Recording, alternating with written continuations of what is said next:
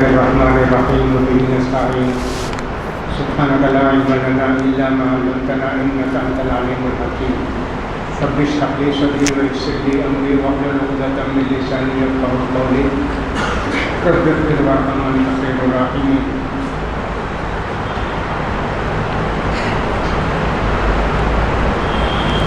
اس سے پہلے کے درس میں پہننے کی چیزوں کے متعلق بیان کیا گیا تھا، پھر اس کا جنازے کے متعلق 3 باتیں بتائی گئی تھیں. یہ کتاب چونکہ صرف احکام کی کتاب ہے، اس لیے احکام جو ہے صرف ان کو ذکر کرتے ہیں، باقی دوسری چیزوں کا ذکر اس کتاب میں نہیں ملتا ہے. لباس کے تعلق سے کئی باتیں حدیث میں اور بھی آئی ہیں. ایک بات تو یہ ہے کہ آدمی مرد ٹخنے سے نیچے کرتا نہ پہنے، لنگی نہ پہنے. جو لوگ کے ٹخنے سے نیچے پہنتے ہیں ان کا وہ حصہ جہنم میں جائے گا. ما اسفل من الکعبین فہو فی النار. ٹخنوں سے نیچے جو بھی ہوگا وہ اتنا حصہ جہنم میں جائے گا. یوں نہیں سمجھے کہ پاؤں جہنم میں جائے گا. یہ حدیث آئی. اب اس حدیث کے اندر مردوں کے لیے حکم ہے، عورتوں کے لیے نہیں. عورتیں نیچے نیچے اپنا وہ پلو رکھ سکتی ہیں، زمین پر لگے تو بھی کوئی بات نہیں، اتنا نیچے پہن سکتی ہیں. پیر بھی چھپ جائیں تو اچھا ہے، کوئی بات نہیں. یہ جو کہا گیا کہ صاحب ٹخنے سے نیچے ان کا لباس نہیں رہنا چاہیے، وہ تکبر سے بھی نہیں، بغیر تکبر کے بھی نہیں. اس میں خیال کرنا چاہیے. بعض لوگ کہیں نہیں تکبر سے نہیں پہننا چاہیے، اسے کوئی بات نہیں. حدیث میں مطلقاً کہا گیا ہے کہ جو بھی کپڑا ٹخنے سے نیچے ہوگا وہ جائے گا جہنم میں. کپڑا نہیں، وہ حصہ پاؤں کا. لہٰذا صحیح بات یہی ہے. حضرت ابو بکر صدیق کی کمر ڈھیلی تھی، وہ لنگی پہنتے تھے تو نیچے اتر جاتی تھی. تو اللہ کے رسول سننے کا، اللہ کے رسول یہ میری مجبوری ہے نا. تو کہ انت لست منہم، تم ان میں سے نہیں ہو، مجبوری کی وجہ سے تمہاری بات ہے. ہماری کمر کسی کی ڈھیلی ہے، بار بار اتر کے لنگی یا پینٹ نیچے آ جاتی ہے تو کوئی اس میں حرج کی بات نہیں ہے. یہ ایک بات تو یہ ہوئی. دوسری بات یہ ہے کہ تنگ کپڑا پہننے سے اللہ کے رسول نے منع فرمایا کہ صاحب اتنا تنگ ہو کہ لڑکی ہو کہ لڑکا ہو، اس کا پیر کتنا موٹا ہے، گھٹنا کتنا موٹا ہے، ٹخنا کتنا موٹا ہے، پنڈلی ایسی ہی نظر آتی. جائز نہیں، اس کا بھی خیال کرنا چاہیے. تیسری بات یہ ہے کہ بچوں کو بچیوں کا، مردوں کو عورتوں کا، عورتوں کو مردوں کا لباس نہیں پہننا چاہیے. چھوٹے بچے ہیں تو ان کی بات دوسری ہے. بڑا بچہ ہے، بڑے آدمی ہیں، جیسے کہ آج کل فیشن ہو گیا ہے کہ سب بہت سارے نازک گھرانے کے لوگ اپنے بچوں کو بچیوں کا ڈریس پہناتے ہیں، نازک بتانے. حرام ہے، اللہ کی لعنت ہوگی بولے. اسی طرح لڑکیوں کے لیے بھی جائز نہیں کہ سب وہ ٹی شرٹ بھی پینٹ بھی پہنے. کالج کو جانے والی لڑکیوں کے ساتھ وہ جہنم میں جانے والی لڑکی، اس کے لیے حرام ہے. عورتوں سے جو مرد مشابہت اختیار کرتے ہیں اور جو مرد کے عورتوں سے مشابہت اختیار کرتے ہیں، اللہ پر ان کی لعنت ہے. اس طرح یہ ساری چیزیں بھی حدیث کے اندر بتائی گئی ہیں. لہٰذا ان باتوں کا بھی ہم کو خیال کرنا چاہیے. عورتوں کو ایسا لباس بھی نہیں پہننا چاہیے کہ سب بالکل باریک ہو، جسم نظر آتا ہو. ایسے لوگوں پر بھی اللہ کے رسول صلی اللہ علیہ وسلم نے وعید سنائی ہے کہ جہنم میں 2 قسم کے لوگ جائیں گے. ایک تو وہ عورتیں جو کہ اپنے سروں کے اوپر بڑے چونڈے رکھتی ہیں، سر کے اوپر. پیچھے عورت چونڈا باندھتی ہے ضرورت کے لیے تو وہ کوئی بات نہیں. یہ تو ان کے سر کے اوپر جیسے اونٹ کے کوہان ہوتی ہے ویسے، ان کو میں نے جہنم میں دیکھا. اسی طرح اللہ کے رسول نے لعنت فرمائی ان عورتوں پر جو کہ ایسے کپڑے پہنتی ہیں کہ ان کا کمر کا حصہ نظر آتا ہے، ان کا سینے کا کچھ حصہ نظر آتا ہے، گردن کے نیچے ایسا بڑا گلا رکھتی ہیں کہ سب ان کا سینہ نظر آتا ہے، لوگوں کو مائل کرتی ہیں. یہ سب لعنت ہے اللہ کی. خیر و برکت کی زندگی نہیں ہوگی، لہٰذا اس کا بھی ہم کو بہت خیال کرنا چاہیے۔ باریک کپڑے پہنتے جسم نظر آتا ہے، ایسے نہیں ہونا چاہیے، اس سے باریک کپڑے نہیں پہننا چاہیے۔ تو لہٰذا کچھ خاص لباس ہوتے ہیں جیسے بلاؤز وغیرہ، یہ اسلامی کلچر تو ہے نہیں، یہ خاص کافروں کا کلچر ہے، ہندوؤں کا کلچر ہے، وہ مسلمانوں نے اپنا لیا۔ یہ بہت بڑی مصیبت ہے ہمارے ملک کے اندر کہ سب مسلمان عورتیں کافروں کا لباس پہنتی ہیں، اس کا بھی خیال کرنا چاہیے۔ دوسرے وہ لوگ جہنم میں جائیں گے مردوں کے تعلق سے جن کے ہاتھ میں کوڑے ہوتے ہیں مارنے کے لیے، جس کو دیکھے مارنا شروع کر دیا، جیسے پولیس والے ہوتے ہیں نا، جس کو چاہے مار دیے، کچھ بھی کر دیے، ایسے لوگ بھی جہنم میں جائیں گے۔ ایسی باتیں آئی ہیں، لباس کے تعلق سے بہت ساری باتیں آئیں، چند باتیں ہم نے اور بھی آپ کو بتا دیں جو پڑھے ہیں۔ اس کے علاوہ جنازے کے متعلق ہم نے 3 باتیں آپ کو بتائی تھی کہ نبی کریم صلی اللہ علیہ وسلم نے فرمایا موت کو ہمیشہ یاد رکھو، اکثر سوچا کرو موت کے تعلق سے، مرنے کے بعد ہم کو کہاں جانا ہے، کیا کرنا ہے، اللہ کے پاس حساب دینا ہے، مٹی میں مل کے جانا ہے۔ یہ جب رہے گا تو دنیا کی طرف میلان کم ہو جائے گا، دنیا کی حرص کم ہو جائے گی۔ دنیا کا معنی جائز حلال طریقے سے، حرص کہ صاحب نماز چھوڑ کے فلاں چھوڑ کے سب دنیا، اس میں کمی آ جائے گی۔ یہ ایک بات یہ بتائی۔ دوسری بات، مصیبت پریشانی بیماری آ جاتی ہے تو آدمی کو موت کی تمنا نہیں کرنی چاہیے۔ لا، یہ بیماری مجھے دیا ہے نا، مجھے مار دے اللہ، موت دے اللہ، میں کتنے دن سے پریشان ہونا۔ عورتیں زیادہ کہتے ہیں، مرد بھی کچھ لوگ کہتے ہیں یہ حرام ہے، اس طرح کی دعا نہیں کرنی چاہیے، یعنی بد دعا۔ کیسی دعا کرنی چاہیے؟ تو حدیث میں تو ہے اللہ زندگی بہتر ہے تو زندہ رکھ، موت بہتر ہے تو موت دے دے اللہ۔ ہم نے یہ بات یہ بھی کہی تھی کہ صاحب آخرت کی تمنا، جنت کی تمنا کے لیے، جنت کی خواہش کے لیے موت کی تمنا کر سکتے ہیں۔ یا اللہ میں بھی جلدی چلے جاؤں گا، تیرے پاس آ جاؤں گا نا، کتنا اچھا ہوگا۔ زمانے کے لوگ بہت فتنے والے ہو گئے، اللہ وہ فتنے آنے سے پہلے مجھے اٹھا لے اللہ۔ ہاں، اس کے لیے کر سکتے ہیں، ایمان کی حفاظت کے لیے موت کی تمنا کر سکتے ہیں، وہ بھی میں نے بتایا۔ تیسری بات یہ بتائی کہ صاحب مسلمان کو موت آتی ہے تو اس کے پیشانی میں پسینہ نظر آتا ہے، پسینہ ہوتا ہے۔ اس کا مطلب یہ کہ زندگی بھر آدمی محنت کرتا ہے حلال روزی کے لیے، کیا کیا کرتا ہے ایک مسلمان، آخر میں اس کی علامت پیشانی کے پسینے سے ظاہر ہوتی ہے۔ تو یہ اس کی علامت یہ کہ یہ آدمی محنت کیا ہے، حلال روزی کے لیے اطاعت کیا ہے، روزے رکھا ہے، اللہ کے راستے میں تکلیفیں برداشت کیا ہے، اس کا اثر اب ظاہر ہو رہا ہے۔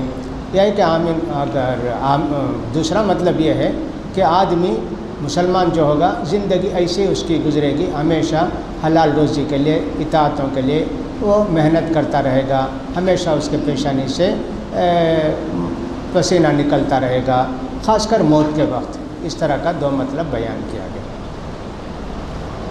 اس کے بعد کی حدیث نبی سعید و ابی ہریرہ رضی اللہ عنہما قال قال رسول اللہ صلی اللہ علیہ وسلم لقینوا موتاکم لا الہ الا اللہ۔ حضرت ابو سعید خدری اور حضرت ابو ہریرہ رضی اللہ تعالیٰ عنہما کہتے ہیں کہ نبی کریم صلی اللہ علیہ وسلم نے فرمایا جن کے سامنے موت کی علامتیں آ جائیں، یعنی آپ دیکھتے ہیں اپنے رشتہ دار کسی کو کہ صاحب وہ زندگی خطرے میں معلوم ہوتی ہے آپ کو، اب ایسی صورت میں ان سے کہنا چاہیے ذرا لا الہ الا اللہ پڑھ لیجئے، لا الہ الا اللہ محمد رسول اللہ پڑھو، 1 مرتبہ پڑھ لیے تو ہو گیا، بار بار نہیں بولنا اور ایک بار پڑھو اور ایک بار پڑھو، نہیں۔ جو آدمی کے آخر میں لا الہ الا اللہ محمد رسول اللہ کہتے ہوئے اللہ کے پاس پہنچتا ہے، اس کے گناہ معاف ہو جاتے ہیں، یہ خوشخبری ہے۔ تو لہٰذا ہم کو کہنا چاہیے، ان سے ریکویسٹ کرنا چاہیے، درخواست کرنا چاہیے، ڈانٹنا نہیں چاہیے، اور ایک بار بولنے کے بعد اور ایک بار بولے اور ایک بار بولے یہ بھی نہیں کہنا چاہیے۔ یہ تلقین کہتے ہیں اس کو، مرنے کی علامتیں دیکھ کر ہم کو اس کو کہتے ہیں ان کے ہوش حواس ہیں، کبھی سر ہلاتے ہیں، ہاں بولا ہوں، ہاں ٹھیک الحمدللہ، وہ بھی کافی ہے۔ آپ کلمہ شہادت پڑھ لیے کیا؟ الحمدللہ۔ آپ کو آواز آنا کوئی ضروری نہیں، آہستہ وہ پڑھ لیے، اندر بھی پڑھ لیے، الحمدللہ کافی ہے۔ اس کا خیال کرنا چاہیے۔ دفن کے بعد قبر کے پاس بیٹھ کے کہیں کہ کہ صاحب ملک آئیں گے پوچھیں گے تو یہ کہو وہ کہو، اس طرح کا کوئی ثبوت نہیں ہے۔ ایسے بھی ہوتا ہے کہ صاحب آدمی ذرا پریشان ہے، موت کی علامت نظر آتی ہے، ہم نے اس کو کہا کہ بھئی لا الہ الا اللہ پڑھ لو، کلمہ شہادت پڑھ لو، کوئی غلط نہیں ہے۔ لوگ کیا سمجھتے ہیں، ارے کیا مر جاتے سمجھے کہ ان کو کلمہ بولتے کہ ارے کیا ہوا بھائی کلمہ پڑھ لیا تو کیا نقصان کیا ہے؟ لہٰذا لوگوں کو بہت برا معلوم ہوتا۔ کسی سے آپ کہیں کہ بیٹھ کر بھئی کلمہ شہادت کا اقرار کرو، اشہد ان لا الہ الا اللہ و اشہد ان محمد رسول اللہ پڑھو، غصے میں آ جاتے لوگ، کیا سمجھ گئے، مرتے سمجھ گئے کیا ہو رہا ہے۔ کبھی ایسا ہوتا ہے کہ آدمی بالکل ذرا بھی علامت نہیں رہتی موت کی، مر جاتا، کبھی بالکل موت کے قریب جاتا، یقین کے قریب ہو جاتا، زندہ رہتا، ہوتا ہے، اس میں کیا ہے۔ تو اس لیے جس کے متعلق ہم کو پریشانی ہو، معلوم ہو کہ صاحب ان کی زندگی خطرے میں ہے، ان کو لا الہ الا اللہ کی تلقین کرنی چاہیے۔ اور تلقین کا مطلب یہ ہوتا ہے کہ ان سے کہنا چاہیے، بولنے کے لیے کہو کہو کہو، اس طرح کہنا چاہیے، ان کو غصہ نہیں آنا چاہیے، بار بار ان سے نہیں کہلوانا چاہیے، ان باتوں کا خیال کریں۔ اور معقل ابن یسار رضی اللہ تعالیٰ عنہ قال قال رسول اللہ صلی اللہ علیہ وسلم اقرؤوا علی موتاکم یاسین۔ حضرت معقل ابن یسار صحابی کہتے ہیں کہ نبی کریم صلی اللہ علیہ وسلم نے فرمایا، جن لوگوں کو موت کی علامت ہے ان کے بیٹھ کر ان کے پاس یاسین پڑھو، سورہ یاسین پڑھنے کے لیے کہا۔ یہ حدیث ضعیف ہے، صحیح حدیث نہیں ہے۔ البانی صاحب رحمۃ اللہ علیہ لکھتے ہیں یاسین پڑھنے کے تعلق سے جتنی حدیثیں آئی ہیں وہ سب ضعیف حدیثیں ہیں۔ یہ ہے کہ صاحب یاسین پڑھو مرنے والے کے پاس بیٹھ کر، یہ ہے۔ دوسری بات یہ کہ صاحب یاسین پڑھنے سے اس کی موت کی سختی ہلکی ہو جاتی، آسانی سے مر جاتا، یہ آیا کہ ایک بھی حدیث صحیح نہیں ہے۔ وہ صحیح ہے، اشہد ان لا الہ الا اللہ اشہد ان محمد رسول اللہ کا کلمہ پڑھو، وہ حدیث صحیح ہے۔ یاسین پڑھنے والی حدیث صحیح نہیں ہے، اس لیے اس پر عمل نہیں کرنا چاہیے۔ مانتے نہیں بہت سارے لوگ، بیٹھ کر پڑھتے ہیں، مرد بھی پڑھتے ہیں، عورتیں بھی پڑھتی ہیں یاسین، حدیث صحیح حدیث سے اس کا ثبوت نہیں ہے۔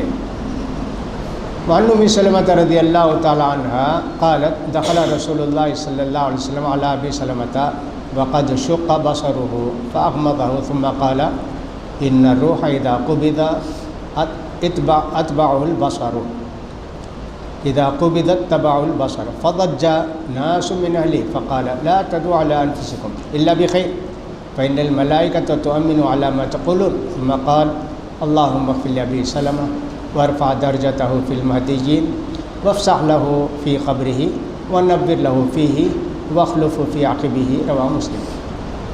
ام سلمہ جو اللہ کے پیارے رسول صلی اللہ علیہ وسلم کی بعد میں بیوی بنی، ان کے شوہر کا نام ابو سلمہ۔ یہ دونوں پہلے ہجرت کر کے حبشے کو گئے، پھر اس کے بعد مکے کو آ کر پھر مدینہ کو ہجرت کر کے آئے، اور بڑی قربانی دی ہجرت کے لیے، بہت تکلیف اٹھا کر ہجرت کیے۔ اب یہ دونوں مدینہ کو چلے گئے، ابو سلمہ کا انتقال ہو گیا۔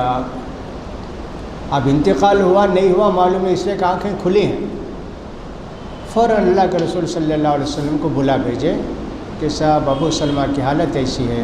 اللہ کے رسول صلی اللہ علیہ وسلم آ کر دیکھے، آنکھیں کھلی ہیں، جان نکل گئی ہے۔ اللہ کے پیارے رسول صلی اللہ علیہ وسلم نے ان کی آنکھوں کو بند کیا۔ اب بولے جب روح نکلتی ہے نا جسم سے، آنکھ اسے دیکھتی، اس وجہ سے آنکھ کھلی رہ جاتی، آنکھ بند کر دینا چاہیے۔ بولے اب انتقال ہو گیا، اب لوگ رونے لگے، ان کے گھر والے، ایک دو تین رہے ہوں گے۔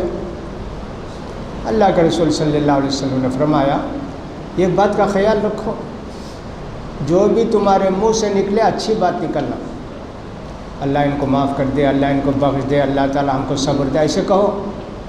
کوئی بھی بری بات نہیں بولنا، اللہ تجھے کیسا دل آیا ان کو لینے کے لیے، اللہ ہمارا خیال نہیں، کیسے اس کو نہیں بولنا۔ تم جو بھی بولتے فرشتے آمین آمین آمین بولتے، لہٰذا اچھی باتیں ہی بولنا چاہیے۔ کوئی بھی غلط بات نہ بولنا چاہیے، اس لیے کہ فرشتے آمین کہتے ہیں۔ پھر اللہ کے رسول صلی اللہ علیہ وسلم نے ان کے لیے دعا کی، اللہم اغفر لأبی سلمہ وارفع درجتہ فی المہدیین وافسح لہ فی قبرہ ونور لہ فیہ واخلف فی اہلہ۔ اے اللہ ابو سلمہ کے گناہ کو معاف کر دے اللہ، ہدایت یافتہ نیک بندوں میں ان کو بھی بلا لے اللہ، ان کو بھی رکھ اللہ، قبر کشادہ کر اللہ، ان کے قبر میں روشنی اور نور بھر دے اللہ، اور ان کے گھر والوں کے لیے ان کا بہتر انتظام فرما اللہ۔ یہ دعا فرمائی اللہ کے پیارے رسول۔ معلوم یہ ہوا کہ جنازے کی نماز ہی میں دعا کرنا ضروری نہیں، جس کے بھی آپ کو خبر ملی کہ ان کا انتقال ہو گیا اسی وقت آپ دعا کریں، اللہ ان کو معاف کر دے، اللہ ان کو بخش دے، اللہ تعالیٰ صبر دے، اس طرح اسی وقت دعا کر سکتے ہیں۔ تو بہرحال حضرت ام سلمہ رضی اللہ تعالیٰ عنہ نے یہ خبر دی ہے، یہ اطلاع دی ہے۔ ہوا ہے کہ جب اللہ کے رسول پہنچے وہاں انتقال ہو گیا تو حضرت ام سلمہ سے اللہ کے رسول نے فرمایا، ام سلمہ انا للہ و انا الیہ راجعون پڑھو۔ یہ جو بھی پڑھتے ہیں جو گیا اس سے بہتر ملے گا۔ جو گیا، قلم گم گیا 5 روپے کا، انشاءاللہ 7 روپے کا قلم مل جائے گا، اللہ انتظام کہیں سے کر دے گا۔ شوہر کا انتقال ہو گیا تو اچھی بیوی مل جائے گا، اچھی شوہر، بیوی کا انتقال ہو گیا تو اچھا شوہر مل جائے گا، کچھ بھی ہو جائے گا، انتظام ہو جائے گا۔ یہ جو جوان ہوں گے ان کے لیے ام سلمہ نے کہا، اللہ کے رسول یہ جو میرے شوہر ابو سلمہ ان سے اچھا کون مجھے ملے گا اللہ کے رسول؟ کہا تم دعا تو کرو نا، انا للہ تو پڑھو نا۔ اللہ کے رسول بولے تو مان کے پڑھے۔ جب عدت کے دن پورے ہو گئے تو اللہ کے رسول خود شادی کر لیا۔ دیکھو کتنی دعا کے اندر اثر تھا، کتنا اثر تھا، کتنی تاثیر تھی کہ اللہ کے رسول مل گئے حضرت ام سلمہ رضی اللہ عنہ کو۔ تو اس طرح اس حدیث کے اندر یہ آیا کہ مرنے کے بعد آنکھ بند کرنی چاہیے، اسی طرح ہاتھ پاؤں ٹیڑھا وڑا ہے تو گرم گرم جب جسم رہتا ہے ان کو ٹھیک کر دینا چاہیے تاکہ وہ اس طرح ہو جائیں۔ دعا کرنے کا بھی ثبوت ملا کہ سب جنازے سے پہلے ہم ان کے لیے دعا کر سکتے ہیں۔ یہ ہوا۔ وعن عائشہ رضی اللہ تعالی عنہا ان نبی صلی اللہ علیہ وسلم حین توفی سجی ببرد حبرۃ۔ نبی کریم صلی اللہ علیہ وسلم کا انتقال ہونے کے بعد ایک دھاری دار لکیر والی چادر سے اللہ کے رسول کو اڑا دی، چہرے سے لے کر پاؤں تک اڑا دیتے۔ کوئی بھی آنا چاہتے ہیں، دیکھنا چاہتے ہیں تو ہٹا کے چہرہ دیکھ لیں، مرد کو مرد، عورتوں کو عورت۔ اسی طرح جو محرم ہیں وہ دیکھ سکتے ہیں، باقی دوسرے لوگ نہیں دیکھ سکتے۔ یہاں مدراس کے اندر ایسا ہے رواج کہ صاحب کوئی مرد مر جاتے ہیں تو عورتیں آ کر دیکھتی ہیں ان کو، بالکل جائز نہیں۔ کیسے یہ سب کرتے ہیں مجھے سمجھ میں نہیں آتا۔ میں ان سے کہتا ہوں دیکھو اللہ تعالیٰ نے پردے کا حکم دیا عورتوں کو مردوں کو، مردوں کو چاہیے کہ نگاہیں نیچی رکھیں، عورتوں کو چاہیے کہ نگاہیں نیچی رکھیں۔ یہ ہے نا، تمہاری بیٹی اگر مر گئی تو لے کر مردوں کو بتائیں گے کیا، آؤ بھی میری بیٹی کو دیکھو مر گئی، تو تمہیں بیٹی کو نہیں بچا سکتے، تمہارے بیٹے کو، تمہارے والد کو عورت نہیں دیکھ سکتے کیا؟ یہ کیا حکم ہے؟ مر گئے تو بھی ویسی ہونا، زندہ رہے تو بھی ویسی، کچھ بھی ہو جائے یہ سب نہیں کرنا چاہیے۔ حدیث کے اندر ہے کہ صاحب جو آدمی مر گیا اس کا ہاتھ توڑے، زندگی میں ہاتھ توڑے جیسا، اس کے ہاتھ کے بدلے تم کو 10 اونٹ دینا چاہیے ایسا۔ تو معلوم یہ ہوا کہ مرنے کے بعد بھی ویسی ہے، عورتیں خواہ کے دیکھتے رہتی ہیں ان کو، اب مر گئے نا ان کو دیکھیں تو کیا رے ایسا ہے کیا؟ ایسا نہیں ہے نا حکم شریعت کے اندر، کیوں کرتے ہو؟ ایک حدیث آئی تھوڑی سی، اس کے اندر تھوڑا کلام ہے علماء کا۔ ابن ام مکتوم ایک صحابی تھے نابینا، وہ ایک مرتبہ اللہ کے رسول کے پاس آئے۔ حضرت عائشہ حضرت حفصہ تھیں تو اللہ کے رسول صلی اللہ علیہ وسلم نے فرمایا احتجبا منہ، پردہ کرو پردہ کرو۔ انہوں نے پوچھا اللہ کے رسول نابینا نا، انہوں ہم کو کہاں دیکھیں گے؟ ارے انہوں نے نہیں دیکھا تمہیں نہیں دیکھتے کیا ان کو؟ دیکھو کتنی حدیثیں ہیں بھائی. تو یہ بالکل غلط ہے کہ صاحب دیدار کرایا جائے. ایک تو دیدار کا کوئی ثبوت نہیں، جو بھی دیکھنا چاہتے ہیں آئے دیکھے ہو گیا. پھر نماز کے بعد ہاں کھولو بھائی دیکھو بھائی دیدار کرو، لائن لگا کے دیدار کرو. کوئی آدمی دیکھا نہیں ہے، دیکھنا چاہتے ٹھیک ہے 10 مرتبہ دیکھے پھر بھی دیکھتے رہتے ہیں. پتہ نہیں کیوں اسے کرتے ہیں. یہ سب کچھ بھی ثبوت نہیں ہے ان سب چیزوں کا. ہاں کوئی دیکھنا چاہتا ہے دیکھے گا کہ مرد کو مرد، عورت کو عورت، گھر میں ہے نہلانے سے پہلے نہلانے کے بعد، وہ سب تو ہے. یہاں 10-15 منٹ مسجد میں رکھ کے دیدار کراتے رہیں تو سب فوراً لے جا کے دفن کرنا چاہیے، نماز ہو گئی. اب دیدار ودار کرانے کا کوئی ثبوت نہیں ہے. تو بہرحال حضرت عائشہ رضی اللہ تعالیٰ عنہ کہتی ہیں کہ نبی کریم صلی اللہ علیہ وسلم کا جب انتقال ہو گیا تو نبی کریم صلی اللہ علیہ وسلم کے جسم مبارک کو چادر سے ڈھانک دیا گیا. ویسے اب بھی کرنا چاہیے کہ صاحب چادر، سفید چادر بھی کر سکتے لیکن اللہ کے پیارے رسول رنگین چادر. یمن کا ایک شہر تھا حبرہ، وہاں کی وہ چادر تھی بنتی ہے، اس چادر سے اللہ کے رسول کو ڈھانک دیے. دھاری دار ہوتی ہے، لکیر والی ہوتی ہے. اس کا یہ بھی ثبوت ملا. یہ بھی سمجھنا چاہیے کہ کبھی بھی روح نکلتے وقت آدمی کا پیشاب پاخانہ خطا ہو جاتا ہے، اس کو اتنا نہلا دینا چاہیے، چھوٹا غسل دے کے صاف کرا کے طہارت کرا کے ان کو لٹانا چاہیے، اس کا خیال کرنا چاہیے. اسی کرتے بھی ہیں. وعنہا ان ابا بکر رضی اللہ تعالیٰ عنہ قبل نبی صلی اللہ علیہ وسلم بعد موتی، رواہ البخاری. حضرت عائشہ رضی اللہ تعالیٰ عنہ کہتی ہیں کہ نبی کریم صلی اللہ علیہ وسلم کا جب انتقال ہو گیا اور آپ کو رکھا گیا چادر اڑا کے، حضرت ابو بکر صدیق کو اطلاع ملی کہ اللہ کے رسول صلی اللہ علیہ وسلم کا انتقال ہو گیا. فوراً آئے حضرت ابو بکر اپنے گھر سے، آ کر اللہ کے رسول صلی اللہ علیہ وسلم کا وہ کپڑا ہٹا کر پیشانی کو بوسہ دی اور کہا اللہ کے رسول آپ زندگی میں بھی بہترین تھے، عمدہ تھے، صاف پاک تھے، مرنے کے بعد بھی اللہ کے رسول آپ ایسی ہیں. اس سے معلوم ہوا کہ پیشانی کا بوسہ دے سکتے ہیں. عورتیں عورتوں کو، مرد مرد کو، جائز ہے. اور حدیث میں آیا کہ یافو خو ان کے پیشانی کا بوسہ لیا حضرت ابو بکر صدیق رضی اللہ تعالیٰ عنہ. عربوں کے اندر ایسے ہی رواج ہے کہ دوستوں سے، والد سے، ان سے سب بوسہ پیشانی پر بوسہ دیتے ہیں، ایسا رواج ہے. تو جائز ہے یہ بوسہ دینا. لیکن یہ کس کے لیے؟ میں نے کہا عورتیں عورتوں کے لیے، مرد مرد کے لیے. میاں بیوی کا قصہ پھر وہ دوسرا ہے. ونبی ہریرہ رضی اللہ عنہ عن نبی صلی اللہ علیہ وسلم قال نفس المؤمن معلقۃ بدین حتی یقضى عنہ. حضرت ابو ہریرہ رضی اللہ تعالیٰ عنہ کہتے ہیں کہ نبی کریم صلی اللہ علیہ وسلم نے فرمایا ایک مسلمان کی جان لٹکی رہتی ہے اس کے قرض کی وجہ سے یہاں تک کہ اس کا قرض ادا کر دیا جائے. قرض بندوں کا حق. جو آدمی کے قرض لے کے مر گیا، پہلے اس کے ترکے سے اس کا قرض نکالیں گے، اس کے بعد دوسری تیسری بات وصیت کہیں تو وصیت کو دیں گے، کفن کا کپڑا، اس کے بعد باری سے ان کو مال ملے گا. پہلے قرض دینا ضروری.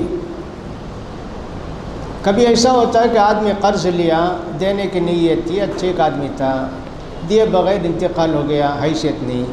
اب ان کا قرض کون ادا کریں گے؟ ان کے خاندان والے پیسہ جمع کر کے ان کا قرض ادا کریں. ایسے ہی صحابہ کرتے تھے. حضرت عمر بھی ایسے کیے، حضرت زبیر بھی ایسے کیے. انتقال کے وقت وصیت کر کے گئے، خاندان والوں سے چندہ کر کے میرا قرض پھیڑ دینا، ایسا بولے تھے. لہٰذا قرض پھیڑنا چاہیے.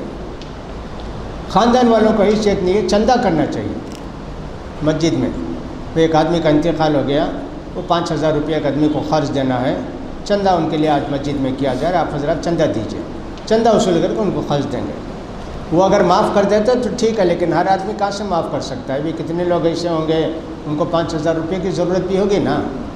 تو اس لیے چندہ کر کے دینا چاہیے. یہ نہیں کہ صاحب ارے قرض لیا مر گیا چھوڑو جان دو، ایسا نہیں. یہ ہماری ذمہ داری ہے. اللہ کے پیارے رسول صلی اللہ علیہ وسلم فرماتے تھے کوئی آدمی مال چھوڑ کے جاتا ہے تو اس کے خاندان والوں کو مال وہ قرض جو چھوڑ کے جاتا ہے وہ قرض میں ادا کروں گا. بولے اللہ کے پیارے رسول. تو اللہ کے پیارے رسول قرض ادا کر دیتے تھے۔ تو معلوم ہے کہ قرض بہت بڑی ذمہ داری ہے۔ اگر کسی نے ادا نہیں کیا تو کیا ہوگا؟ اللہ چاہے تو معاف کرے گا۔ حدیث کے اندر آیا جو آدمی دینے کی نیت سے قرض لیتا ہے کہ ضرور دے دوں گا، واپس کر دوں گا، دے نہیں سکا، مر گیا، اللہ اس کی طرف سے ادا کر دے گا قرض۔ وہ کیسے ادا کرے گا بھائی؟ اللہ قیامت میں ان کے پیسے کا بدلہ ان کو دے گا۔ بھائی 5,000 روپیہ دیا نا، صدقہ سمجھ اس کو، لے اتنا ثواب، کچھ بھی کرے گا اللہ ادا کرے گا۔ ایسی بھی ایک حدیث آئی، معلوم ہوا کہ کوئی بھی اگر قرض نہیں ادا کیے تو اللہ ان کی طرف سے ادا کرے گا، لیکن یہ اس وقت جب کہ اس کی نیت تھی پکی کہ میں قرض ادا کروں گا۔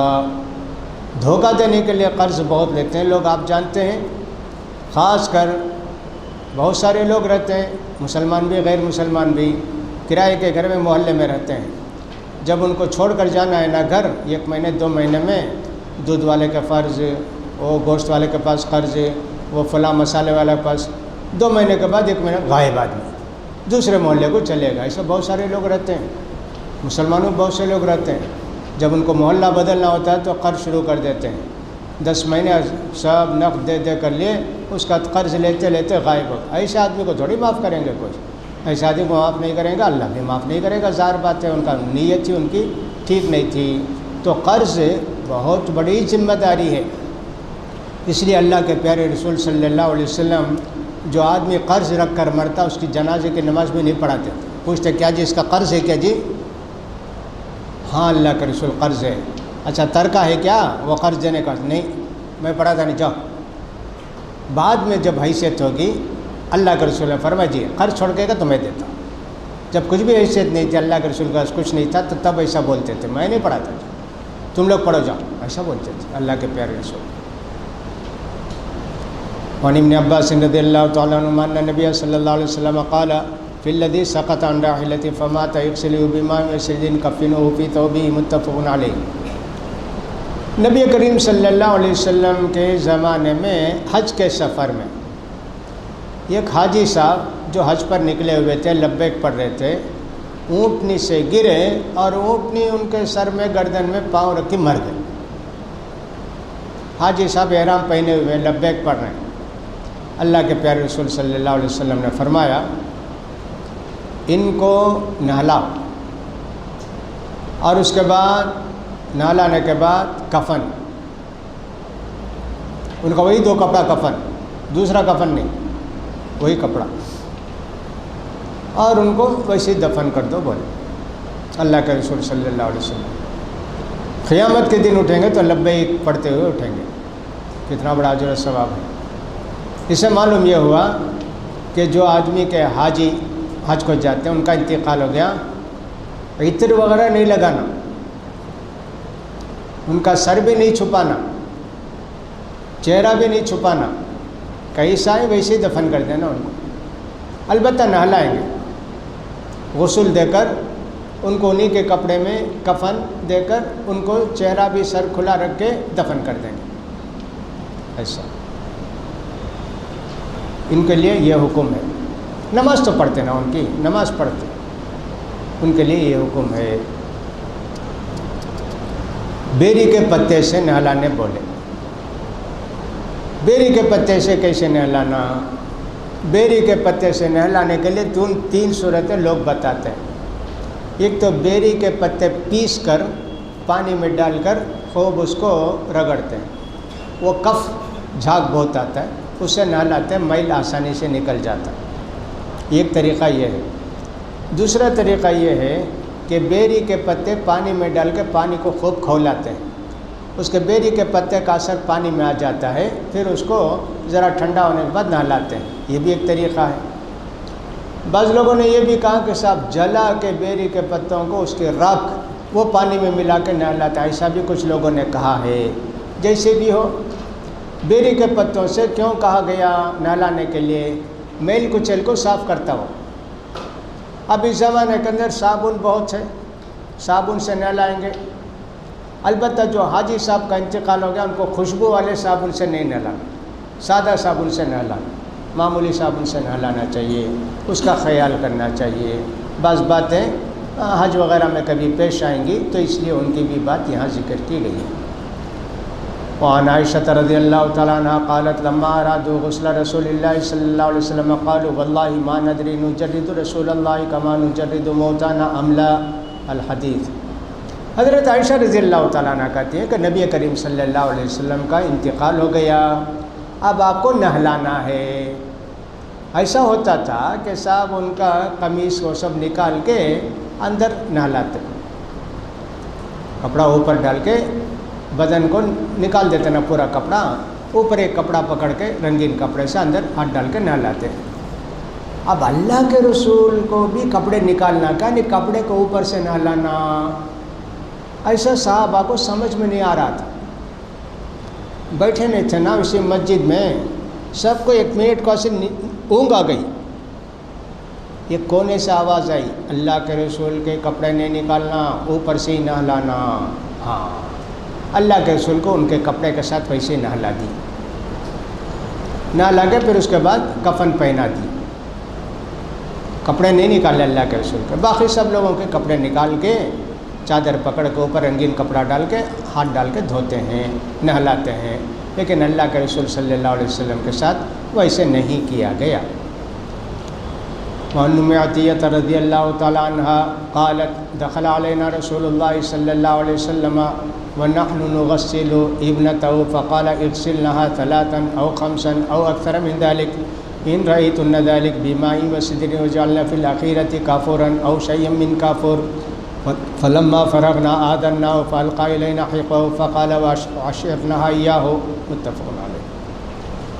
وفي رواية ابدأنا بميامنها ومواضع الوضوء منها، وفي لفظ للبخاري فضفرنا شعرها 3 قرون فألقيناها خلفها۔ اللہ کے رسول صلی اللہ علیہ وسلم کی بیٹی حضرت زینب رہی ہوں گی یا حضرت ام کلثوم رہی ہوں گی، اس لیے کہ جب حضرت رقیہ کا انتقال ہوا تو اللہ کے رسول بدر میں تھے، دفن کے وقت آئے، آپ کی بیٹی کا انتقال ہو گیا، اللہ کے رسول صلی اللہ علیہ وسلم آئے، عورتیں نہلانے کے لیے انتظام کر رہی تھی نا، اللہ کے رسول صلی اللہ علیہ وسلم نے فرمایا ان کو نہلاؤ 3 بار نہیں تو 5 بار، نہیں اب بھی زیادہ بولے تو 7 مرتبے 9 مرتبے نہلاؤ، ایک دم صاف ستھرے ہو جانا، میل کچیل بدبو وغیرہ کچھ نہیں رہا۔ نہلاتے وقت بیری کا پتہ کافور ڈال کے پانی میں نہلا، اس کی وجہ سے 2 فائدے، ایک تو بیری کے پتے سے میل کو چل جاتا، کافور رہنے کی وجہ سے بدن ذرا صاف رہتا، فریش رہتا، کافور کے اندر وہ خاصیت ہے۔ تو پانی میں ڈال کر کافور کو نہلانے کا ہے۔ بعض لوگ علماء کہتے ہیں امام حنیفہ رحمۃ اللہ علیہ وغیرہ نہیں، کافور بدن میں ملنا بولتے، حالانکہ حدیث کے اندر تو ایسا ہے کہ پانی میں ڈال کر ان کو نہلاؤ بولو، کافور 3 مرتبے نہیں تو 5 مرتبے نہیں تو 7 نہیں تو 9، جیسے تمہیں مناسب سمجھتے، 3 مرتبے تو نہلانا ہی ہے، اس سے زیادہ چاہے تو 5 7 ایسے نہلائیں گے۔ کیسے نہلانا؟ وضو کرا کے نہلانا، سیدھا ہاتھ بایاں ہاتھ سیدھا پاؤں سب وضو کی جگہ پہلے کرو، یعنی وضو کراؤ۔ اب وضو کے اندر ایک چیز یہ ہے کہ مسواک، اب وہ جو انتقال ہو گیا ان کو مسواک کیسے کرنا ہے کیا؟ حدیث میں تو نہیں آیا مسواک کا ذکر، لیکن کوئی مسواک کراتا ہے سکی مسواک تو حرام ناجائز بول کر نہیں بول سکتے، اس لیے کہ وضو کے ساتھ مسواک کا بھی ثبوت ہے نماز کے لیے۔ تو جنازے کی جو نماز ہے یا میت کا جو غسل ہے اس کے اندر بھی اگر مسواک کرائیں تو کوئی بات نہیں۔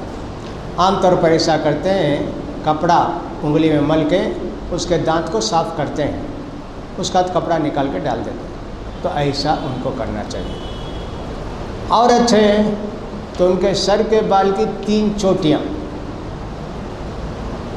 ڈال کے پیچھے ڈال دیتے ہیں،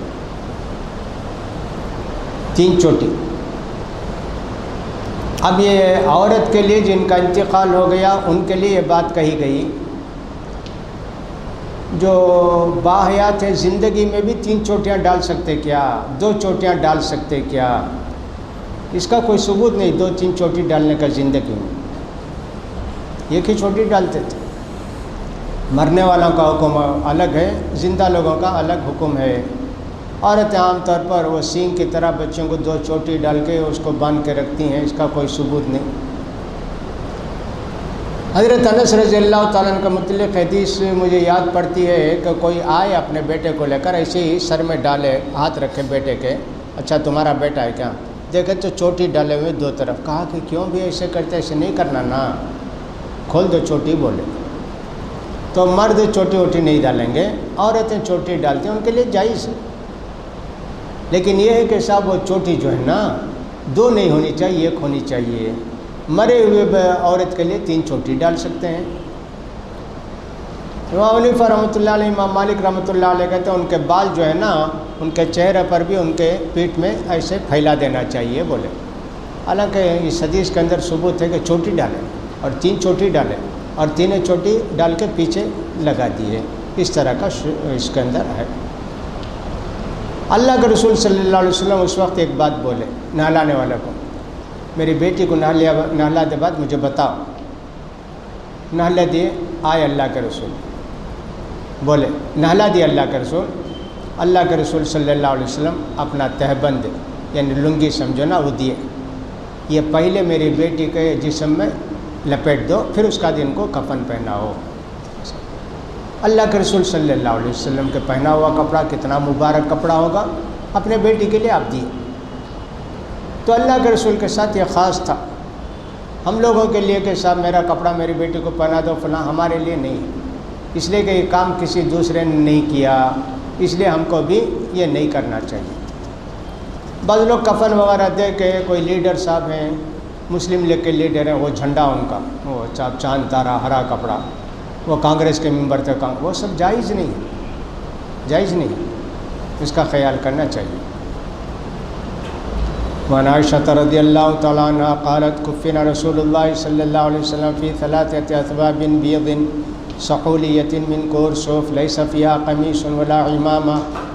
حضرت عائشہ رضی اللہ تعالیٰ عنہ کہتی ہیں کہ نبی کریم صلی اللہ علیہ وسلم کے کفن کے کپڑے 3 تھے، 3 کپڑوں میں اللہ کے رسول صلی اللہ علیہ وسلم کو کفن دیا گیا۔ سفید کپڑے تھے وہ، اور کپاس روئی کے کپڑے تھے وہ، اور وہ سحول جگہ نام ہے نا، اس بستی میں بنتی نا وہ چادر تھے۔ 3 کپڑوں میں کفن دیا اللہ کے پیارے رسول صلی اللہ علیہ وسلم۔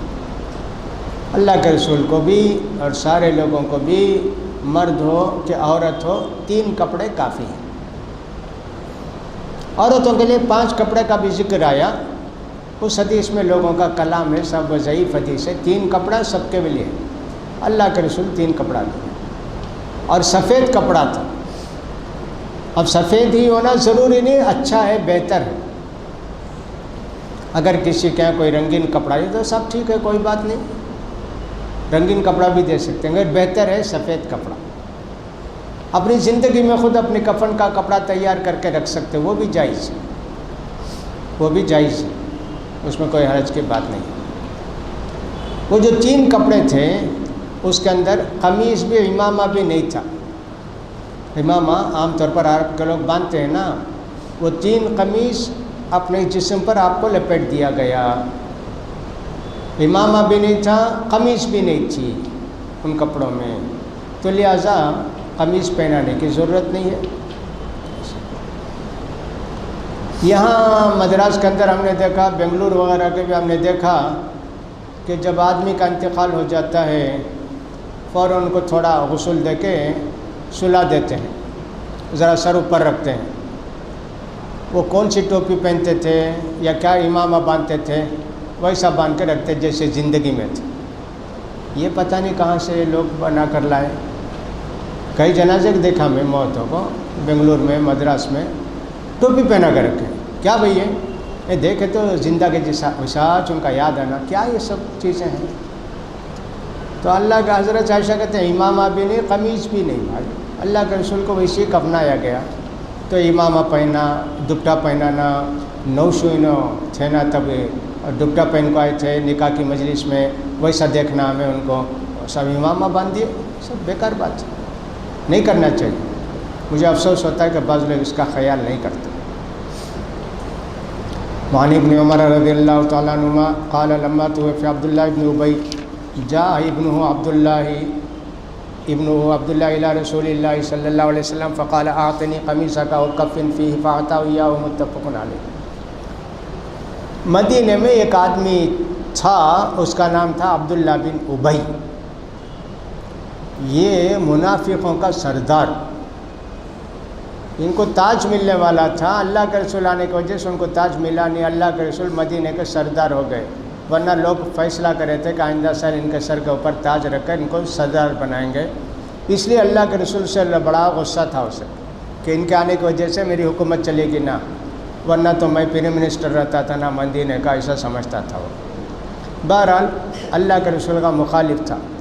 ان کے بیٹے کا نام بھی عبداللہ، بیٹا بہت پکا مسلمان، بڑا سچا مسلمان، اللہ کے رسول اگر کہیں باپ کو قتل کر دو تو جا کے قتل کر دیں گے، اتنا بڑا ایمان ان کا مضبوط۔ یہ عبداللہ بن ابی کا انتقال ہو گیا، منافقوں کا سردار۔ ان کے بیٹے آئے اللہ کے رسول سے، بولے اللہ کے رسول آپ اپنا ایک کرتا دے دو نا، قمیص دے دو نا، میرے والد کو پہنا کے دفن کر دیتا ہوں۔ اللہ کے رسول دے دی قمیص، اچھا بھی لو۔ بعض حدیث میں آیا ان کو دفن کر دیے، ان کے بیٹے آ کر مانگے تھے قمیص، دینے میں دیر ہو گئی تھی اس لیے دفن کر دیا، دینے کے بعد فوراً پھر قبر سے ان کو نکالے، وہ منافق کو نکال کر پھر قمیص پہنا کے ان کو اندر کر دیا۔ اللہ کے رسول کیوں دیا قمیص؟ اللہ کے رسول صلی اللہ علیہ وسلم کی عادت تھی کہ کوئی مانگتا دیتے، اس لحاظ سے دے دیے۔ دوسری ایک بات لوگوں نے لکھی ہے، بدر کی لڑائی ہوئی، 70 آدمی عرب کے یعنی مکے والے قید ہو گئے، وہ 70 میں اللہ کے رسول صلی اللہ علیہ وسلم کے داماد بھی تھے، اللہ کے رسول صلی اللہ علیہ وسلم کے چچا عباس بھی تھے، قید مسلمانوں کے قید میں، اس وقت تک مسلمان نہیں ہوئے تھے نا۔ خیر اللہ کے پیارے رسول کے داماد کو زینب رضی اللہ عنہ ہار بھیجی، اللہ کے رسول نے ان کو آزاد کر دیا، ہار بھی دے دیا، مسلمان بولے نہیں وہ ہار بھی دے دی۔ عباس رضی اللہ تعالیٰ عنہ کے پاس کپڑا نہیں تھا، لڑائی میں کپڑا پھٹ گیا فلاں ہے، وہ بڑے آدمی تھے، وہ اونچے موٹے، اب ان کے لیے قمیص، یہ جو مدینے میں عبداللہ بن ابی تھا نا یہ بھی اسی تھا، اس کے پاس سے قمیص لیے، بھئی میرے چچا قمیص پہنا تمہارا کرتا پہنا تھا، وہ دیے تھے۔ اللہ کے رسول چاہتے تو اس کا بدلہ دے دیں، میرے چچا کو قمیص پہنایا میں ان کو دے دوں قمیص، اس لیے اللہ کے رسول نے ان کو قمیص دے دی ہوگی، ایسے حدیث میں آیا۔ کسی خاص ضرورت کے لیے انتقال کے بعد دفن کے بعد میت کو نکال سکتے قبر سے، دفن ہو گیا نکال سکتے اسی دن دوسرے دن، جیسے کوئی کیس ہے یا بھی ہے نہیں قتل کرے فلاں کرے، ان کے جسم میں دیکھنا ہے ٹیسٹ کرنا ہے کہ زہر کا اثر ہے کیا فلاں ایسا، یا غلط جگہ دفن کر ڈالے، انہوں چاہتے ہیں صاحب اس جگہ میں نہیں وہ فلاں نالا ہے گندی جگہ ہے، اٹھا کے دوسری جگہ قبر کھود کے لا کے دفن کر سکتے ہیں۔ اللہ کے پیارے رسول صلی اللہ علیہ وسلم کے زمانے میں حضرت جابر رضی اللہ تعالیٰ اپنے والد کو وہ ایک دوسرے آدمی کے ساتھ دفن ہو گئے تھے، انہوں چاہتے تھے میرے والد کا الگ یہ خبر رہنا، تو اس لیے کیا کیے وہ اپنے والد کے الگ قبر کھود کے اس میں لا کے دفن کی۔ صحابہ وغیرہ کا عجیب و غریب ہمت تھی بھائی، صاحب دیکھو کیا رنج ہے تکلیف ہے، سب کچھ قبر کھودتے اپنے والد کو اٹھا کر لاتے دفن کرتے، اسی ہمت رہتی تھی ان لوگوں کو، اور صبر ایسا رہتا تھا۔ آج کل کہاں ہے بھائی، ایسا نہیں ہے۔ تو بہرحال قمیص اللہ کے رسول نے عبداللہ بن ابی کو دی۔ اس کے بعد بعض حدیثوں میں ہے کہ نماز بھی پڑھائے، اللہ تعالیٰ نے کہا خبردار نماز آئندہ سے کسی منافق کے نہیں پڑھانا، مر گیا قصہ ختم، نہیں پڑھانا۔ وعن ابن عباس رضی اللہ تعالیٰ عنہما ان نبی صلی اللہ علیہ وسلم قال البسوا من ثيابكم البياض فإنها من خير ثيابكم وكفنوا فيها موتاكم۔ اللہ کے پیارے رسول صلی اللہ علیہ وسلم نے فرمایا سفید کپڑے پہنو جی، سفید کپڑے میں ہی کفن دو۔ یہ حکم استحباب بولتے ہیں، اچھا ہے بے ایسا کرے تو، نہیں کرے تو گناہ کیا؟ نہیں گناہ نہیں، اس لیے کہ اللہ کے رسول ہمیشہ کیا سفید کیا پہنتے تھے، دوسرے رنگ کے کپڑے بھی پہنے نا، لال کپڑا بیچ میں کالی کالی لکیر تھی ویسا بھی پہنے اللہ کے رسول، تو بہتر ہے، اچھا ہے سفید کپڑا، اتنا ہی سوائے اس کا ضروری ہے ایسا مطلب نہیں۔ کفن کے لیے بھی وہی بات ہے، کفن سفید کپڑے ہی میں دینا ضروری نہیں، سفید کپڑے میں کفن دینا بہتر ہے، اتنا ہی بول سکتے ہیں۔ تو لہٰذا کفن عورتوں کا ہو یا مرد کا ہو، سفید کپڑے میں ہو تو اچھا ہے، ورنہ کوئی کپڑا میسر ہو تو اس میں کفن دے سکتے ہیں۔ وعنہ قال کان نبی صلی اللہ علیہ وسلم یجمع بین رجلین من قتلى احد فی ثوب واحد ثم یقول ایکم اکثر اخذا للقرآن فیقدموا فی اللحد ولم یغسلوا ولم یصلی علیہم۔ احد کی لڑائی مسلمانوں کو شروع میں جیت ہوئی، بعد میں غلطی سے صحابہ کی غلطی سے وہ جیت ایک طرح سے ہار میں بدلی، ہار تو نہیں تھی لیکن ایک ہار کی طرح سمجھے اس کو، ہار گئے، 70 صحابہ شہید ہوئے اس میں، ایک نہیں دو نہیں، بڑے بڑے صحابہ، اللہ کے رسول کے چچا حمزہ، حضرت مصعب بن عمیر، ایسے بڑے بڑے لوگ شہید ہوئے۔ اب صحابہ لڑائی کے بعد ان کے جسم میں سب زخم درد سے کرا رہے، اب یہ 70 آدمی کو دفن کرنا ہے، کیسے دفن کریں گے؟ 70 قبر کھودنا، 700 آدمی گئے احد کی لڑائی میں، 300 آدمی کو عبداللہ بن ابی بلا کر واپس لے گیا، 1000 میں 700 تھے، لیکن سب کو تیر کا زخم ہے، تلوار کا زخم ہے، بہت تکلیف ہے۔ اللہ کے پیارے رسول صلی اللہ علیہ وسلم نے فرمایا بڑی بڑی قبر کھودو بھائی، 2 آدمی کو 3 آدمی کو دفن کرو۔ تھک گئے صاحب، اللہ کے رسول بڑا مشکل ہے نا، ایک آدمی کے لیے قبر کھودنا ہمارے لیے، اچھا ایسا کرو چوڑی قبر کھود دو، 2-3، اور بغلی قبر کھودتے نا، سیدھے قبر کھود کے قبلے کی طرف تھوڑا سا اندر بنا دیتے ایک باکس، اس کے اندر پوچھتے کسے قرآن زیادہ ہے، اچھے جی ان کو پہلے رکھو اندر، پھر دوسرے کو رکھو، ایسا 2-2 3-3 کو دفن کرے، ان کو پورے کو ایک کپڑا پہنا کرو، اسے ان کا جو شہادت کا کپڑا تھا انہوں نے وہ بھی ویسے ہی تھا، اس کے اوپر کپڑا، ایک ہی کپڑے میں 2 کو لپیٹ کے اندر کرے، 3 کو لپیٹ کے اندر کرے، ویسا ہوا۔ نماز نہیں پڑھا اللہ کے رسول ان کی، ان کا درجہ اتنا بلند ہے کہ ان کو نماز کی ضرورت نہیں، ایسا کہتے ہیں لوگ۔ شہداء جو ہے قیامت کے دن اٹھیں گے، ان کے خون سے پورے حشر کے میدان میں خوشبو پھیلتے رہیں گے، مشک کی خوشبو، اتنا بڑا مرتبہ ان کا۔ نماز نہیں پڑھنا بول کر نہیں پڑھے تو بھی چلتا، دوسرے مسلمان کی نماز پڑھنا فرض کفایہ، پڑھ کر ہی ہونا، کچھ لوگ پورے نہیں تو بھی، لیکن جو اللہ کے راستے میں شہید ہو جاتے ہیں جہاد میں جا کر، ان کی نماز جنازہ پڑھ بھی سکتے ہیں، نہیں بھی پڑھ سکتے ہیں۔ وہ جو محرم تھا، احرام کی حالت میں انتقال ہو گیا تھا نا، ان کا سر بھی چھپانا نہیں، چہرہ بھی نہیں چھپانا، عطر بھی نہیں لگانا، لیکن یہ وہی سے نہیں ہے، انہی کے کپڑے میں ویسے لپیٹ کو ان کو اندر کر دیا، 2-2 3-3 آدمی کو ایک ہی اس میں رکھ دیا۔ وعن علی رضی اللہ تعالیٰ عنہ قال سمعت النبی صلی اللہ علیہ وسلم یقول لا تغالوا فی الکفن فإنه یسلب سریعا، رواہ ابو داؤد۔ حضرت علی رضی اللہ تعالیٰ عنہ کہتے ہیں کفن میں غلو نہ کرو،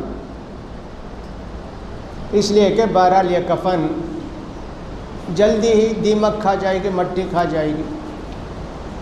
غلو نہ کرو کا کیا مطلب ہے؟ ایک مطلب تو غلو نہ کرو کا یہ ہے کہ 7 میٹر میں کفن ہے، 25 میٹر، اور ایک ڈالو جی، اور ایک تو 3 لپیٹو، ان کو 4 لپیٹو، اور یہ کیا بھی غلو ہو گیا نا، ایک مرتبہ لپیٹتے ہوتا ہے، نہیں لپیٹتے جاؤ، یہ کیا ضرورت نہیں، 10 میٹر کی جگہ 20 میٹر، یہ غلو۔ دوسرا غلو یہ ہے کہ صاحب کفن کا کپڑا 60 روپے میٹر، 600 روپے میٹر کا لے کر آؤ، بھاری کپڑا، کیا ضرورت ہے؟